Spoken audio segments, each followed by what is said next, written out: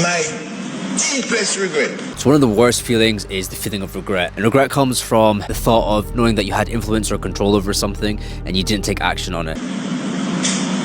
Is that having gone in 1989, where the conditions were terrible, and having left in 2007, I cannot proudly say that the conditions have changed so significantly. PNP! You mash up me life! You mash up me life! Put your head beside the bell! PNP! Me a PNP! Me now vote because Andrew is the best in Jamaica! Blessed love my Portmore family. So we just heard from Minister Fayval Williams, her maiden budget presentation. Historic, first female finance minister in Jamaica. And Portmore, whole heap of goodies. For me, the best goodies, one, no new taxes. Alright, for 10 consecutive budgets, we've had a government that cares about you, no new taxes. Your light bill, you're going to be seeing a lot of savings on your light bill. GCT on light is at 15%, and this government led by Andrew Holness, as Minister Fayval Williams has said, is cutting the GCT on your light bill to 7%. The macroeconomics is fine. The debt is coming down. We have strong reserves. We have interest rates which are starting to come down again. The high interest rate policy of Omar and the PNP has been one of the most destructive forces in the history of Jamaica's economy. It led to the financial sector collapse, where over 40 financial institutions went. Entrepreneurs that previously had been heralded by him, some of them are exiles abroad now. Many entrepreneurs lost their businesses. Many companies that were over 100 years old in Jamaica were destroyed and sold to foreigners. That is the legacy. And even one of his colleagues who sits in this room today described it as the greatest transfer of wealth from the poor to the rich since the abolition of slavery. God Almighty. That I would be content to applaud myself or the team for their achievements. If anyone doubts the wisdom of remaining on this path towards 60% debt to GDP, then they should get off this path and see how quickly and how negatively the markets would react. Fitch rating agency noted that debt to GDP has fallen from a high of 135.3% in fiscal year 2012-2013. I wonder who was in government then.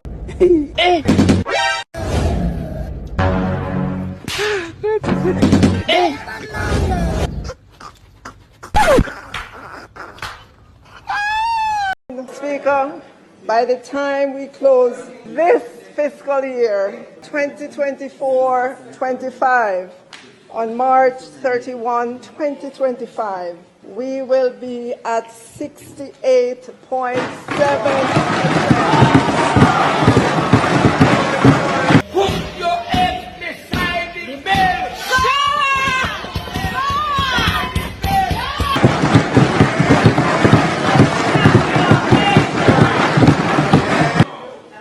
A country's credit rating is important because it reflects the country's creditworthiness and ability to repay its debt. A country's credit rating can influence investors' perceptions of its economic stability and growth prospects. Madam Speaker, the rating agency noted that this government has built a record of fiscal prudence that has gained credibility in recent years and may be further strengthened over the next several years, including through the successful implementation of the new Fiscal Commission. Essentially, we have a very difficult task ahead of us.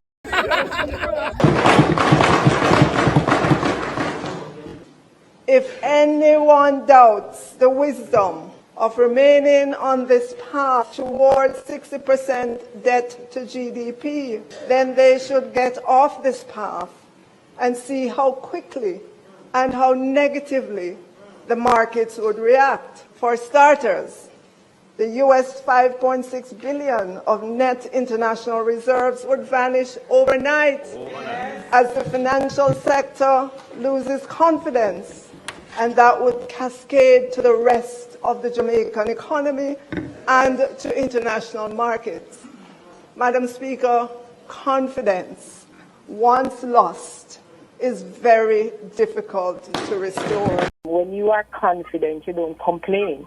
You acknowledge where the difficulties are. And it wouldn't be the first time that we've heard a party leader say it's going to be difficult, or say to their supporters, it's not going to be easy. But this was not said in the same way and in the same tone. He really was complaining. JP like this, and we dip it in a honey.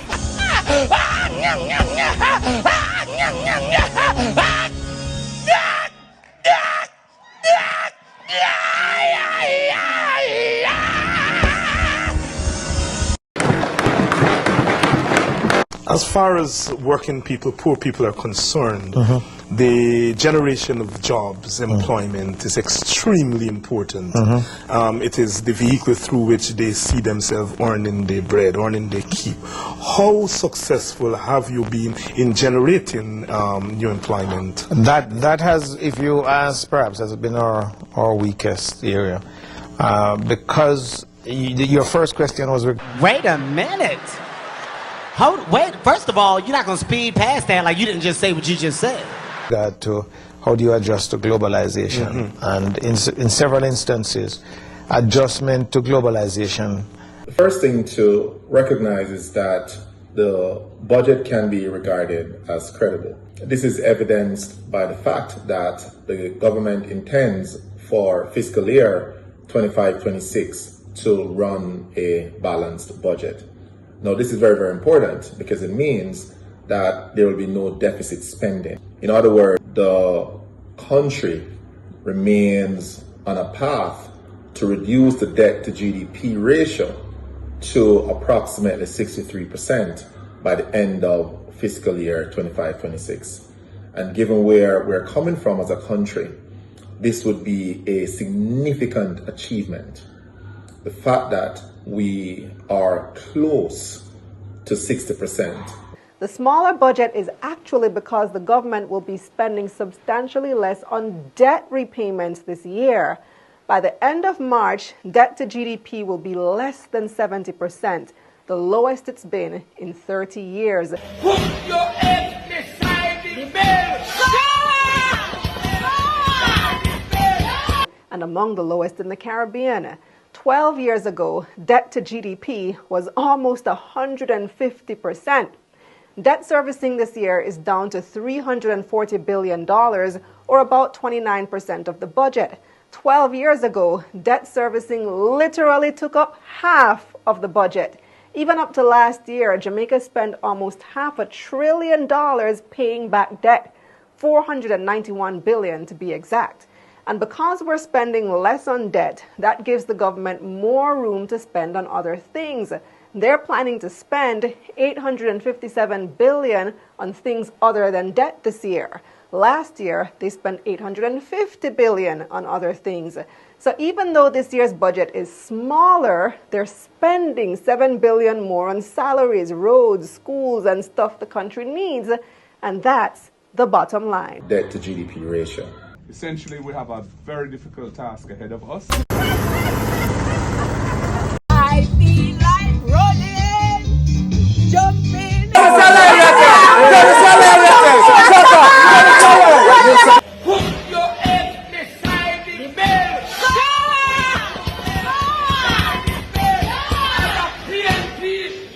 PNP, me now vote because Andrew is the best in Jamaica. The fact that the government also is returning taxes to Jamaican people at this stage of the economic cycle is also a very, very good thing. The Jamaican people have borne a lot of responsibility with the taxes that were imposed to consolidate the fiscal account and to make a material dent in the debt to GDP ratio, the fact that at this stage taxes can be returned to the Jamaican people. So we just heard from Minister Fayval Williams, her maiden budget presentation, historic, first female finance minister in Jamaica, and Portmore, whole heap of goodies. For me, the best goodies, one, no new taxes. All right, for 10 consecutive budgets, we've had a government that cares about you, no new taxes. Your light bill, you're going to be seeing a lot of savings on your light bill. GCT on light is at 15%, and this government led by Andrew, as Minister Fayval Williams has said, is cutting the GCT on your light bill to 7%.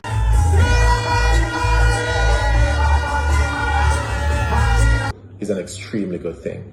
And importantly, the return being done over multiple periods, or the fact that they are phasing in the return, means that the feasibility of the give back to the Jamaican people is there. Me didn't have to be a labor right. Me didn't have to be a labor right. Look here. Then me could have never be a labor right. Jesus Christ, man. God would have seen me. God would have seen me. We think that is a very, very good thing. So overall, the fiscal trajectory is a good one. The country continues to be on a path to fiscal sustainability. Our government is trying to take people money in Jamaica.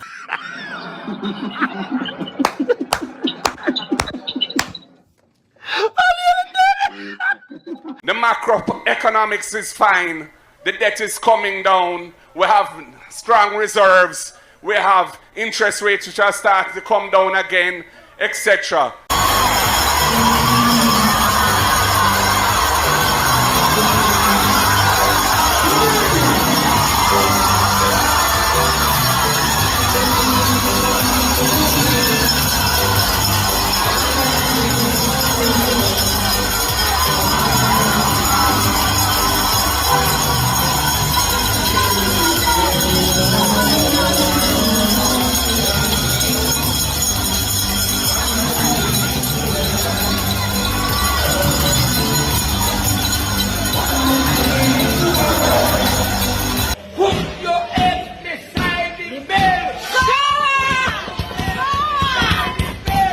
Very, very importantly, the debt burden is falling to a level where the country will be free of the shackle of debt, and importantly, be in a position to invest in critical areas like health, security, and education.